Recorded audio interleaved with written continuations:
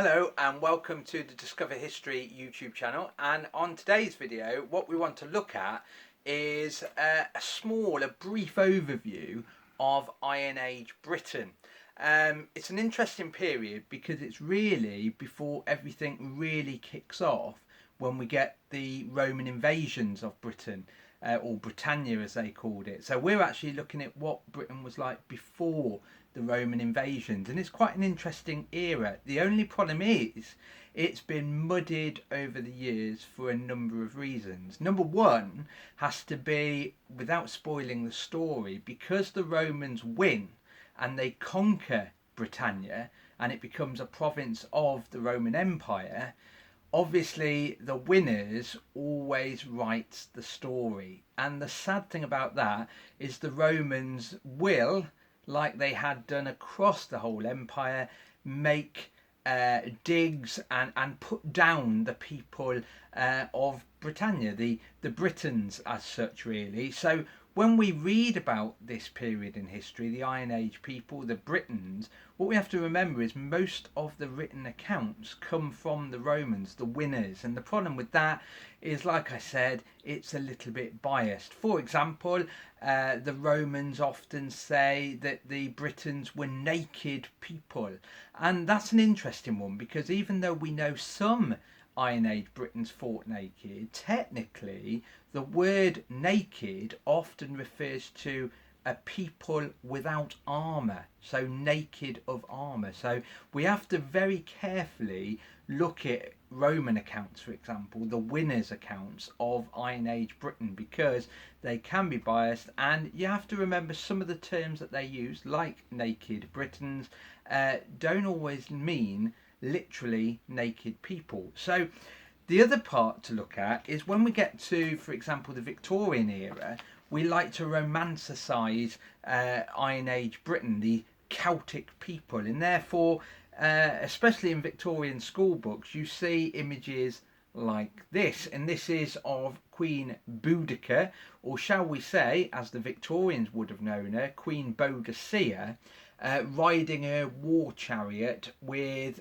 typical Iron Age people stood around in front with their long hair, their large moustaches and things like that. So we've got a lot of ideas of what the Britons were like from the Romans, have to take it with a pinch of salt, or from Victorian Romanticism.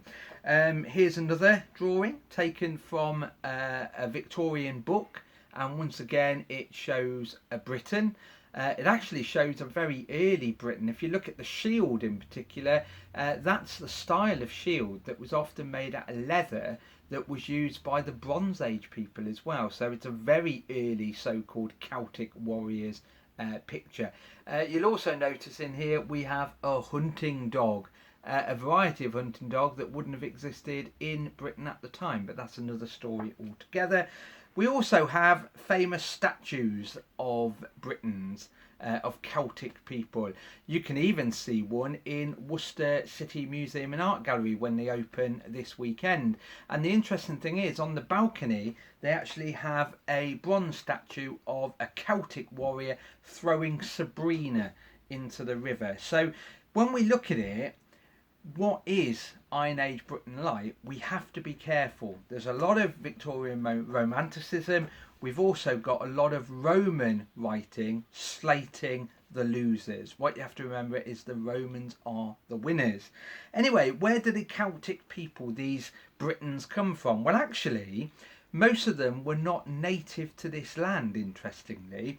We know the Celtic world, as they often say, came from really the centre of Europe. So really, the Celts in Britain, the Britons, as we should call them, the Iron Age people of Britain, actually have ancestry with the French, the Germans, that sort of area of Europe, really, and they expanded the Celtic Empire as such, expanded from there. We even associate it with the ancient Greeks as well. They're all part of this big network of people that expanded from the centre of Europe. When they actually came to Britain, they lived in the same way as the Celts living in France, for example, the Celts living in Germany. And they were very much a tribal people. When you look at the word Celt, it comes from the word Celtoi. Celtoi actually means member of a tribe, and that's why we get the word Celts, Celtics. They're people of tribes. And this is a map of Britain, or Albion as it was sometimes referred to, meaning the land of the White Cliffs. And you can see on here we've got lots and lots of different names on there. All those names are the tribes that were living in Britain around about the time, or just before the time, the Romans turned up. And you can see them on there. Now, we've already mentioned Queen Boudica, or Boadicea as the Victorians like to call her. She was the queen of the Iceni tribe, and that's why we've got the word Iceni over that part of the world. And if you bring it to local history again, we're actually in the area of the Dubuni, or the Dubini tribe, and it's a tribe really from Gloucestershire. Their main Celtic basis, such really, is around Cirencester, and for a long time we thought it remained in what we would now call Gloucestershire. However, we know from archaeology that Worcestershire is actually part of that Celtic tribal area. So, like I said, we have to take any Roman accounts with a pinch of salt. We have to be very careful with that. Try to avoid looking too closely at some romanticism from the Victorian era, but we know the Celtic people, the tribal people, that's why we use that word Celtic, remember, it's from Celtoi, expanded from Central Europe and included Britain, France, the whole of Europe technically, but they were tribal people, so they lived in individual family groups. So if you are from Worcester, like myself, we are Dubunic people. We are people of the Dubuni tribe. Cornovii tribe are to the north in what we now call Birmingham, and obviously we've got the tribes into Wales, the tribes into southern England, and so on. When we think of the Celts, the Britons, we always think of them as warrior people, the nation that fought naked against the Romans. However, remember, be careful, Roman accounts are usually biased. What we should remember the Britons from, what we should remember the Britons for, or maybe even what the Celtic people, what we should remember the Celtic people for, is their art, to be fair. This is a book that I've got about the Britons, and you can see here some of the artwork that was done by them. So even though we have to see them as these barbarians, these naked warriors, what we must remember is they were people that were very, very, very much into art. And this is a perfect example. They were people that liked the fine things in life. It's not just a Roman thing. The fine things in life was liked by the Britons. So the Britons lived in tribal groups, but they were never ever really a peaceful people. We see our country today as one nation, Great Britain, or we could say England, Wales and Scotland, and Northern Ireland. But what we must remember is at the time it was very much like what we've got going on in Europe. They were individual tribes, they were individual families. So sometimes they had arguments, and we know they did go to war. The Britons did go to war amongst each other. Some people actually say one of the best things the Romans ever did for Britain is not necessarily toilets and things like that. It's probably the fact that they unified this country. They made all the tribal fighting that was going on end. We were now a nation, one group of people, part of the Roman Empire.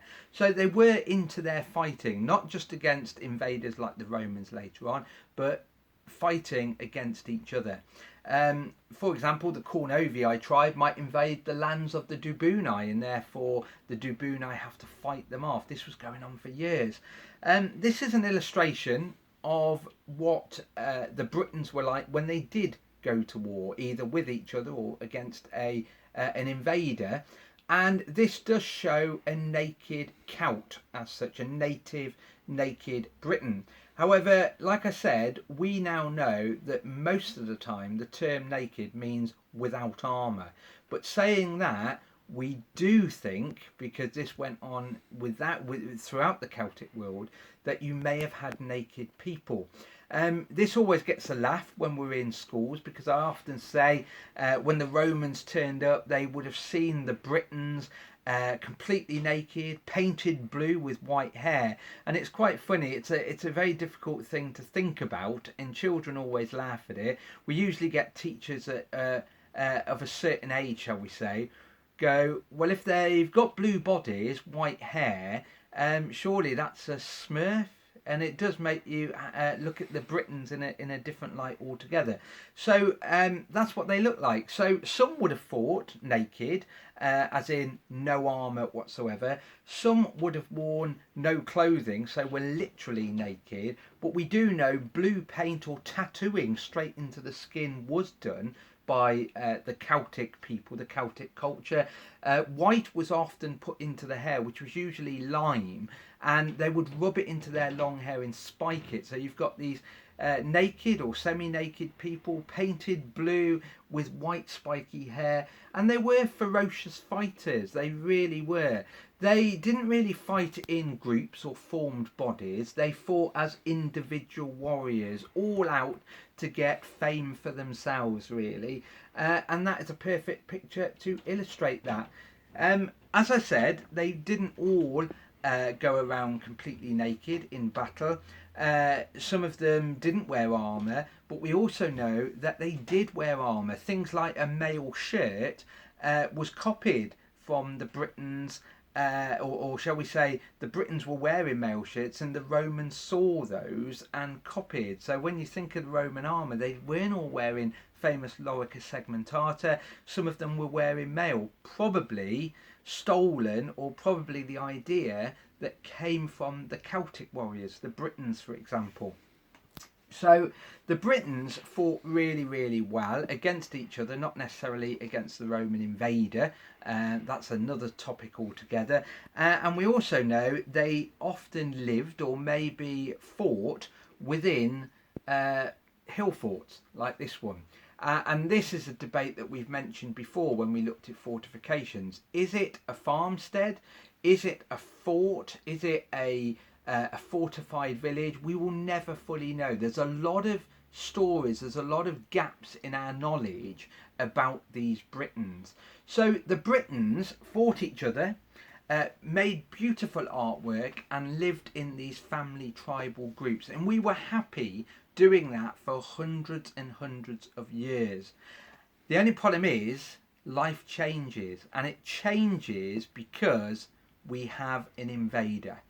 But sadly, that's a story for another day.